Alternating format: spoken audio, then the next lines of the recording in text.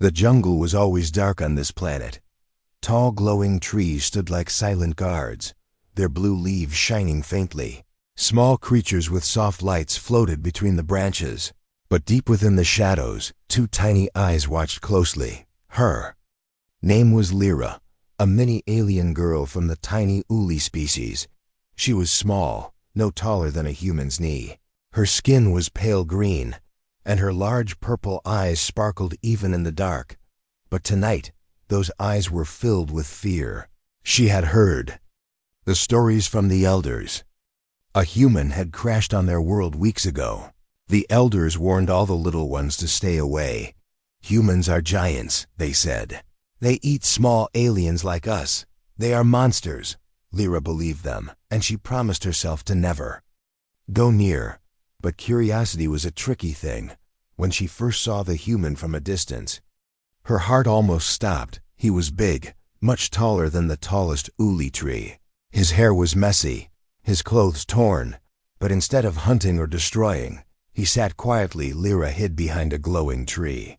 Her small hands clutching the bark, she watched the human gather sticks. He piled them together, then somehow made fire. Lyra's eyes widened. She had never seen real fire before. The human sat beside the flames. He took out something from a strange box. Soon, a warm, mouth-watering smell filled the air. It was food, cooking slowly, the scent dancing through the jungle. Lyra's stomach growled softly. She hadn't eaten well that day. The fruits were scarce, and the bugs she usually ate were hiding. But no matter how good the food smelled, she didn't move.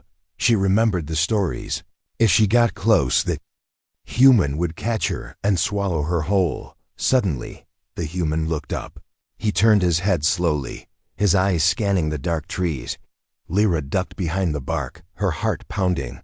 Did he hear her stomach or her breathing? But the human didn't come closer. Instead, he placed a piece of his cooked food on a flat rock nearby. Then, he backed away, sitting by the fire again. Lyra peeked again, confused. Why did he do that? Minutes passed, maybe hours. The jungle. Noises continued, buzzing bugs, whispering leaves, distant animal cries. Lyra waited, eyes fixed on the rock with the food. Her hunger was stronger than her fear now. She stepped out slowly, her tiny feet careful not to make a sound. She glanced at the human, but he stayed by the fire, watching the flames. Step by step, she reached the rock. The food was still warm, a soft bread-like piece with strange marks. She sniffed it, sweet and smoky. Before she could change her mind, she grabbed it and ran back into the dark. She hid behind the tree again, her back pressed to the glowing bark. She nibbled the food quickly, her eyes still on the human. It was delicious. She had never tasted anything like it. Her stomach felt warm and full. The human smiled gently when he saw the small shadow disappear. With the food, he didn't move, just stared at the trees. He whispered something, but Lyra couldn't understand the words. His voice was deep, but not scary. She wondered, was he really the monster they all feared? That night, Lyra watched him until she fell asleep against the tree. In the morning, he was gone from the spot, but a small piece of food was left on the rock again. Lyra stared at it, unsure what to feel. Should she keep taking the food? Was it a trap? Or was the human being kind? Her mind was full of questions, but one thing was certain. She was not as afraid as before. Still, she promised herself, she would watch from the dark. She would never let the human see her face, because if the stories were true, the next time, he might not be so kind. The jungle was quiet again, but the smell of cooked food returned with the night breeze. Lyra hid high in a hollow tree, her tiny body pressed against the soft wood. She could still feel the taste of the bread-like food from the night before. Her small hands touched her belly. It was full for the first time in days, but with every breath, the air carried that same delicious scent. Her mouth watered again. Down below, the human was busy. He had cleared an area, making it neat and smooth. A small fire burned in the center, flames dancing gently on a flat metal sheet. The human cooked slices of something that sizzled. It smelled sweet and smoky. Lyra watched carefully, this time. She wasn't the only one watching. Tiny creatures of the jungle, some with glowing wings, some crawling on branches, all watched the giant silently. None dared to go close. The human, named Jacob, seemed to notice. He looked up, smiled softly, and spoke words in his deep voice. Lyra didn't understand the words, but his tone wasn't scary. It was calm, like a song spoken slowly. Jacob stood up, grabbed a piece of the cooked food, and placed it on the same rock as before. Then he did something new. He drew something in the dirt with a stick. It looked like a small figure, round with big eyes next to it. He drew a larger figure, tall, like himself. Lyra's eyes widened. Was that supposed to be her? And him? Why was he drawing them together? The human then pointed at the food and smiled at the shadows. It was as if he knew someone was watching. Lyra's heart raced. He wasn't stupid. He knew she was there. But still, he didn't chase. Just sat down and waited by the fire. Minutes passed. The smell grew stronger. Lyra's hunger grew too. She looked around.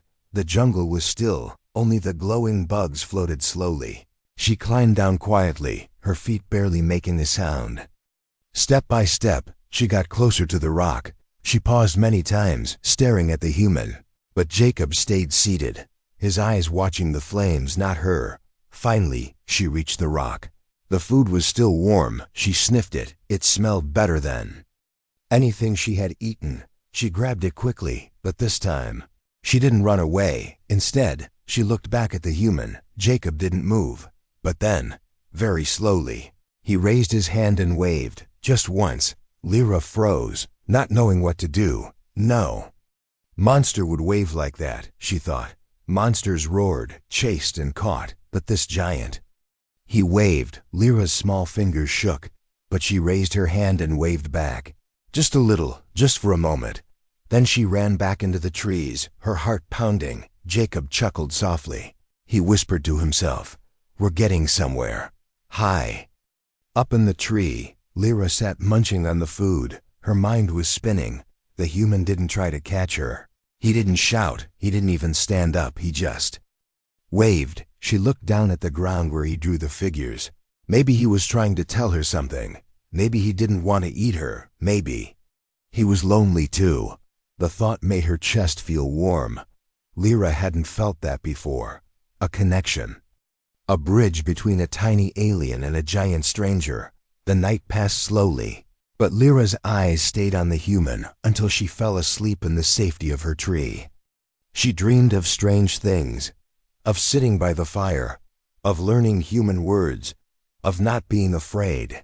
When morning came, the human was gone again, but on the rock, a small piece of food waited, and next to it, another drawing. This time, the two figures stood side by side, and above them, a shining sun. Lyra smiled for the first time in many days. Maybe the human wasn't a monster after all. The third night was colder. Thin mist crawled between the trees, making the glowing forest look like a dream.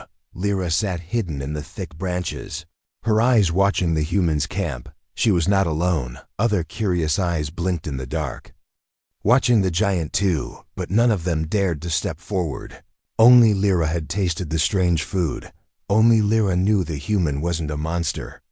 Jacob, the human, worked quietly. He had made another fire, brighter than before. Above the flames, he hung a small metal pot. Steam rose, carrying the scent of cooking. This time it was something soupy, soft, and warm-smelling. Lyra's stomach made a soft sound. She hadn't eaten since the last piece. She waited for the human to place food on the rock like before, but he didn't. Instead, he sat closer to the fire, stirring the pot and talking to himself. Lyra frowned. What was he saying? Was he angry? Was it a trap? She waited, minutes turning into hours. Still, he didn't leave food out. Lyra's hunger became sharp, like little claws inside her belly. She climbed down quietly, her eyes locked on the human. She stepped closer to the rock, but it was empty. She looked at the human, still sitting, still stirring.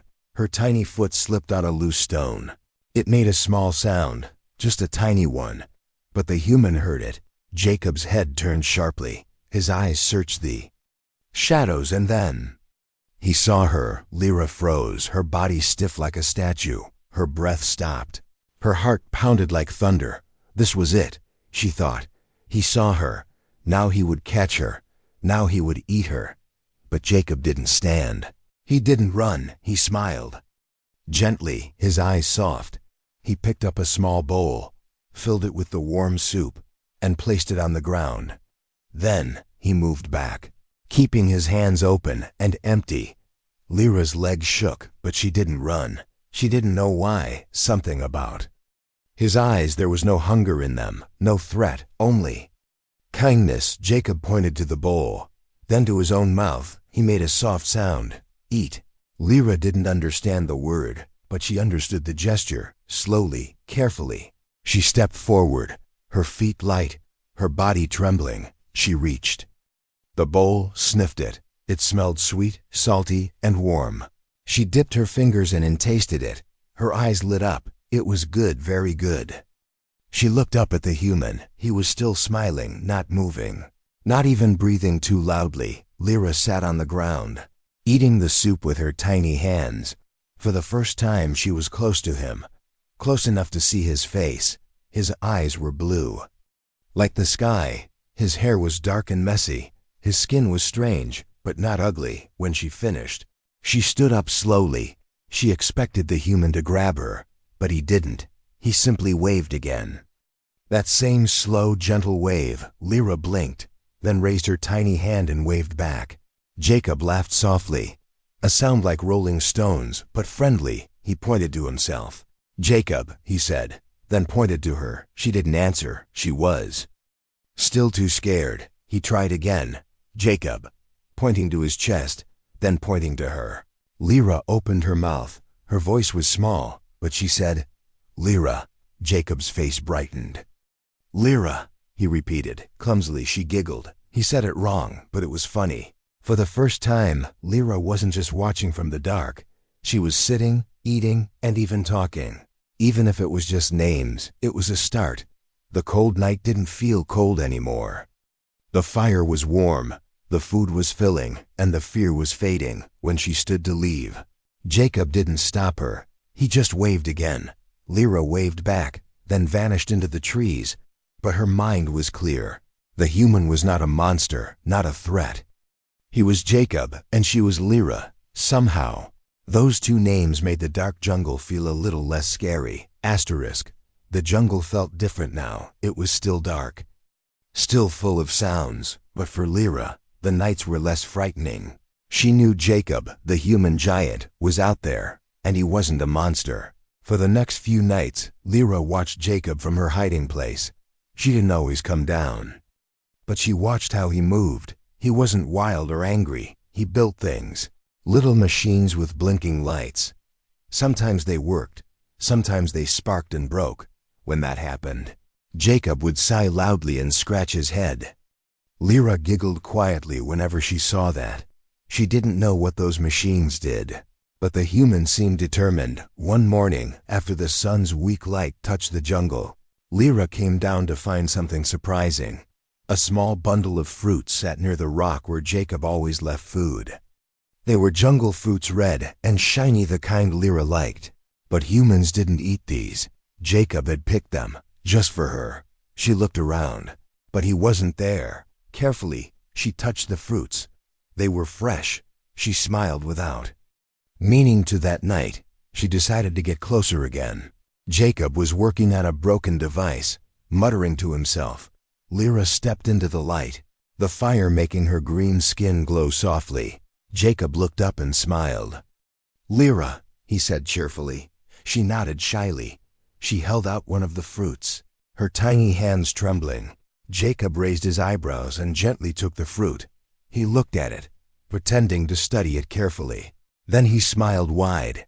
"Thank you," he said, though Lyra didn't understand the words, but she understood the feeling. She sat down, a little closer than before. Jacob spoke slowly, pointing at things. "Fire," he said. then pointed. "Tree," he said. Lyra watched, her head tilted. She didn't know the words, but the sounds were funny. When he pointed at her again, she whispered, "Lyra," then pointed at him. Jacob smiled. "Jacob." They both laughed. The shaky trust between them grew bit by bit.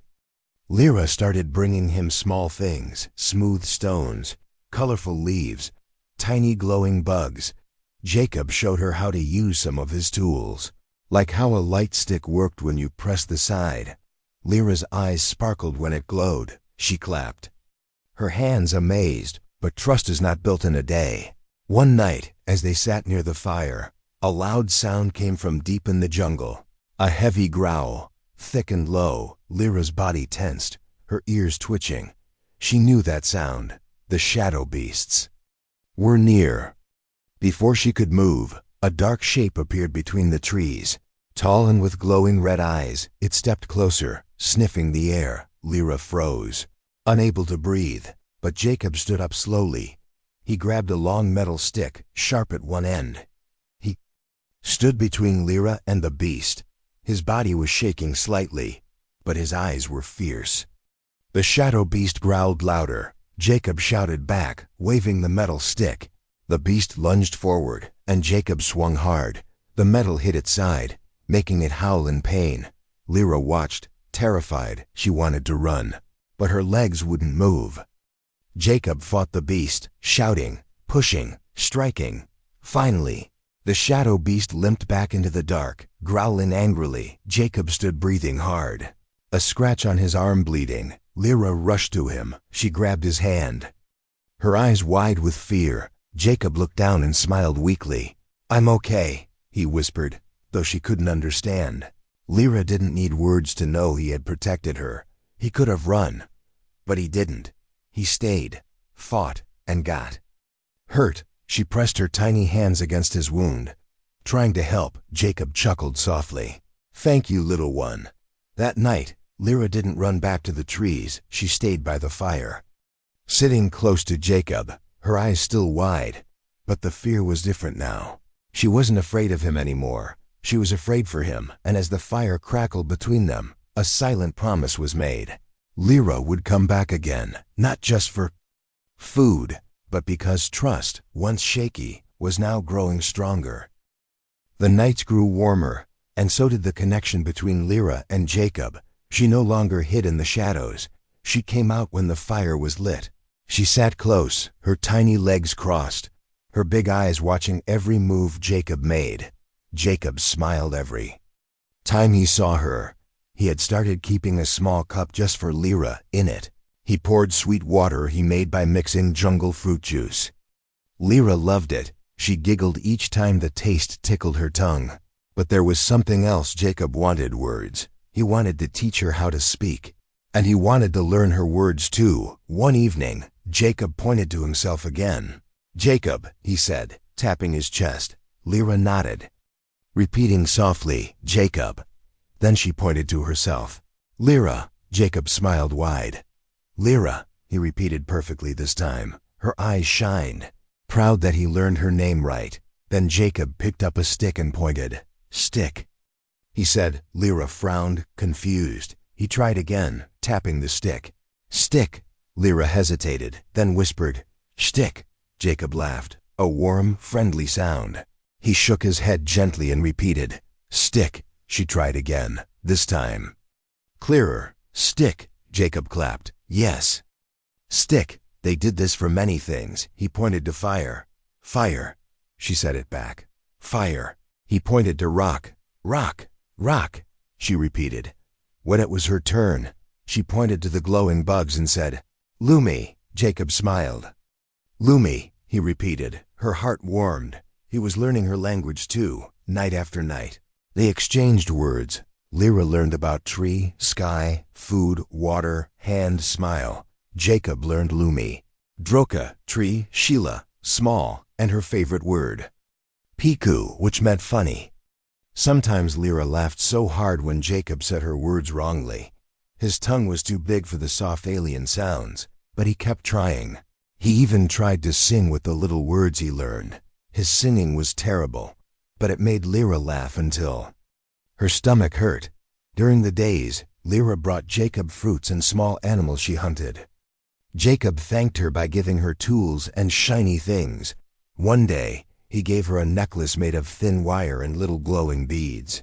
Lyra touched it gently, her eyes wide.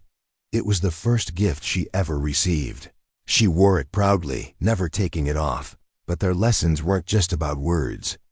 Jacob showed her how to use his tools, how to turn on a small light with a button, how to make a sharp stone with his strange knife.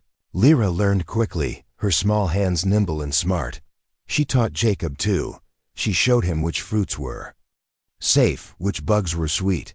She taught him how to listen to the jungle, the sound of danger, the cries of the sky birds. Jacob listened. Eager to understand her world, one night, as they sat by the fire, Jacob looked up at the stars. He pointed and said, "Home." Then he touched his chest. "Earth." Lyra watched the stars too. She understood. That's where he came from. A place far, far away. She pointed to her chest and said, "Lyra," then pointed to the jungle. "Home." Jacob nodded, smiling softly. Two beings from two worlds, now sitting together under the same sky, sharing food, words, and warmth. For Lyra, the human was not just Jacob anymore. He was her friend, her teacher, her protector, and for Jacob, Lyra was the first friendly face on this lonely planet. A tiny spark of hope in the endless dark. The language between them was still broken. But the smiles, laughter, and kindness spoke louder than any word. And every night, as the fire burned, their bond grew stronger. One word, one smile, one gift at a time. The jungle was never truly quiet. Even in the deepest night, something always moved. A rustle in the leaves, a chirp, a whisper. But one night, the sounds changed. Lyra felt it first. She sat by the fire with Jacob, playing with a shiny tool he had given her. Suddenly, her ears twitched. The jungle had fallen silent. Too silent. No bugs buzzing, no leaves shaking, only the sound of the fire crackling. Lyra stood quickly, her eyes wide. She whispered, "Shava." "Shava comes." Jacob frowned. He didn't understand the word, but he saw the fear in her eyes. Then he heard it too, a heavy, deep growl from the darkness. Low and slow, like a rumble inside the earth. Jacob stood, grabbing his sharp metal rod. He looked at Lyra and pointed to the trees. "Go, hide," he said. But Lyra shook her head. Frozen in place, from the shadows the Shava emerged. A beast bigger than any animal Jacob had seen. Its body was dark and scaled. Its eyes burned red like fire. It had 4 legs, thick and strong, and a mouth full of sharp teeth. Lyra whispered, "Monster." Her voice shaking, Jacob's grip tightened on his weapon. He knew he couldn't run. If he ran, the beast would catch them both. The Shava stepped closer. Its nose sniffing the air, it growled louder, its breath hot and foul. Jacob shouted, slamming the metal rod on a rock. The noise echoed. The Shava roared back, angry and wild. Suddenly it charged. Jacob stood firm. When the beast lunged, he dodged to the side and struck its leg. The metal rod cut deep, but the beast barely flinched. Lyra screamed, covering her eyes. Jacob kept striking, his arms heavy, his breath quick. The Shava's tail swung, hitting Jacob's side hard. He flew across the ground, groaning in pain. The beast turned to Lyra. She tried to run, but her small legs were too slow. The Shava's eyes locked on her glowing necklace. It roared, stepping closer. Jacob forced himself up, blood on his lip. He grabbed a burning stick from the fire and ran forward. He swung the flame at the beast's face. The Shava roared in pain, stepping back from the fire. It hated the light, the heat. Jacob shouted again, waving the burning stick, "Get away." Of course, the beast didn't understand, but it feared the flame. Lyra stood frozen, tears in her eyes. Jacob kept pushing the Shava back. Finally, the beast snarled and vanished into the jungle. The sound of its heavy steps fading away. Silence returned. The fire still burned, but its warmth felt weaker. Jacob dropped the stick and fell to his knees. His side hurt badly, his breath was short. Lyra ran to him. She grabbed his arm, pulling gently. Her voice shook. "Jacob, Jacob." He looked at her and smiled weakly. "I'm okay." "Little one." She shook her head, tears falling. She pressed her hands to his side. There was a dark bruise, a nasty mark from the beast's tail. Lyra remembered the healing roots from the jungle. She ran quickly, gathering leaves and roots.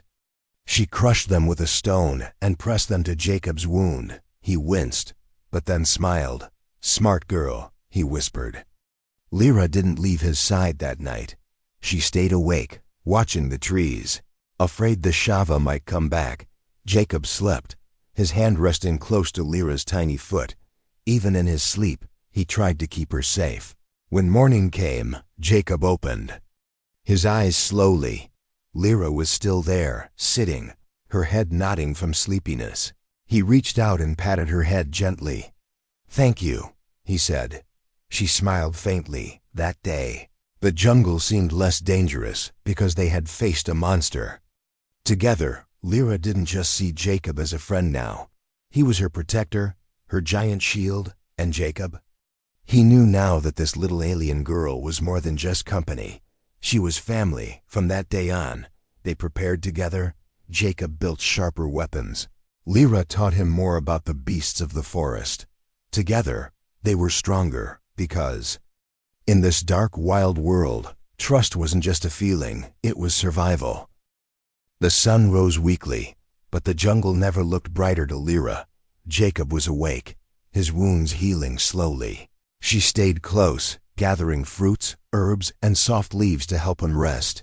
Every time he smiled at her, her tiny heart felt warm. Days passed, and the Shava did not return. But the jungle was always watching. Lyra knew that. She listened to every sound, every movement between the trees. But Jacob made the camp stronger. He built taller fires, sharper spears, and traps around their space. One evening, when the sky turned deep purple, the unexpected happened. Voices, not jungle beasts, voices of people. Lyra's ears perked up. She knew those voices. Her people, the Uli, they had come. She ran to the edge of the trees and saw them. 10 small Uli warriors, armed with tiny spears and glowing stones. They had come to find her, but when they saw Jacob, they froze. Their leader shouted, "Monster!"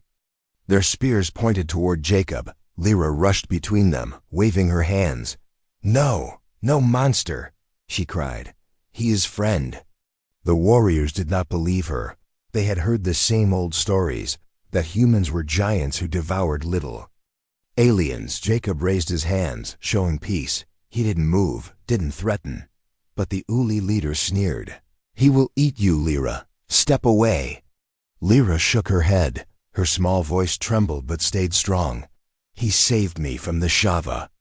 She pointed to Jacob's bruised side. "He got hurt to protect me." The Uli whispered among themselves. Some looked uncertain, but the leader was angry. He stepped forward, his tiny spear aimed high. "I will protect you by killing him." Jacob watched, understanding little but seeing their anger.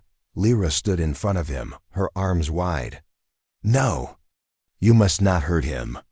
The leader paused. He had never seen such bravery from a little Uli girl. Lyra's eyes burned with tears, but also with strength. "He is my friend," she said, "my protector." Then she touched the necklace Jacob gave her, the tiny glowing beads shining softly. "This is from him, not taken, but given." She held it high. "A monster does not give gifts."